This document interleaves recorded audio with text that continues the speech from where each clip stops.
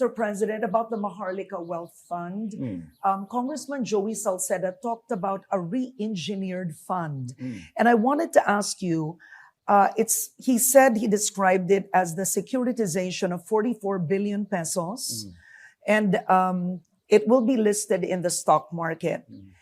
You have lawmakers, opposition lawmakers, who say that under the law, 50% of the income of GOCCs have to be remitted to the National Treasury, and you use it for the budget. So along with that, how could you ensure that the fund won't be used for money laundering, given you will be accepting private funding? Let's do two in one there. Yes. We'll do the first one first. First of all, the idea of using the GOCCs to put value into the Maharlika Fund was broached in Davos, and it was brought up. I don't know why it's made its news here immediately to the Philippines, and people are very concerned about it. I watched your interview with Congressman Edsel Legman this morning, and I have heard the comments that Congressman Joey Salceda has made, and his concerns that he had aired. I agree with that. You cannot use funds of the GOCC. Pera ng gobyerno, what will the government spend? It was a proposal. It's not something that we have adopted. The GOCCs, there are several problems, because I remember we had a little meeting, lasted about 15 minutes, and that was proposed. But after the meeting, I pulled Secretary Ben Jokno aside, and we said, what do you think? Sabi niya, hindi yata pwede. And I said, it's too disruptive. Think, every single GOCC has its own charter. How will you will then revise all of those charters to align with the Maharlika Fund? That's not the purpose of the GOCC, number one. Number two, this is a lot of income that goes to the national government that will suddenly disappear.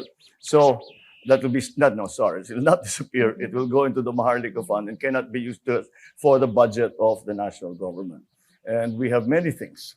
So I don't think that's a viable proposition, at least not for us.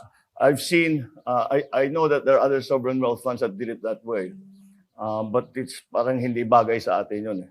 Kaya we are a little lukewarm about that idea. The worry about the fund being used as a money laundering device implies that private monies will be put into the fund. But yes, private monies will be involved with the fund, but it's not a savings account that you just put it there and it stays there. No, what will happen is the Maharlika Fund will serve as the seed fund for the sovereign wealth fund, and the 40 billion, 30 billion, 40 billion, whatever it may come to at that point, is going to serve as a seed money for the fund. Now, whenever we come into partnership, we do a G2G with Japan, for example, or we do a PPP with some big outfit, then that is only the time that the monies come into the fund to be used for the program. Hindi yun basta o sige, bigyan niyo ako ng ilang billion dolyar, tapos lalagay lang yun, akong bahala na dyan. It's not like that at all. And in fact, even on our end, we will only deploy funds when there is a very specific project to be paid for. So money laundering just won't come into it. Okay, thank you very much. Thank you so much for doing this. Sure. So I'll be asking you two questions, but you have to forgive me that the first question will have a lot of context in it for agriculture. Sure.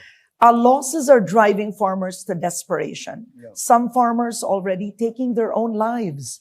In Davos, you said you would only step down as Agri Secretary if you've ticked off items in your bucket list. My question is, what is in that list? And what will you specifically do to implement for farmers to feel a change in their lives today, in the short and medium term? As a matter of fact, I'm glad you brought that up, because it's we always have been talking about production, non-importation, etc. And we have to always remind ourselves that, what we are really talking about is the livelihood of the farmers as well.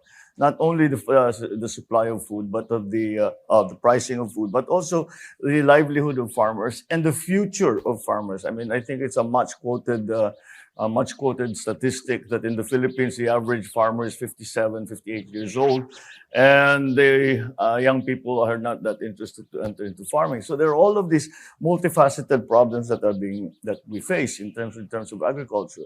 So again, in the short term, the increasing prices of food products is alarming, and that's why we now have to, whatever we do, we must import.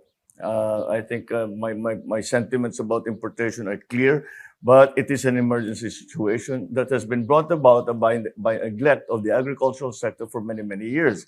And therefore, our production is well below our demand. Therefore, we must import. So, because of the chaos that we saw within question when it came to sugar, when it came to the onions, we did not know how much of the commodity was actually in the country.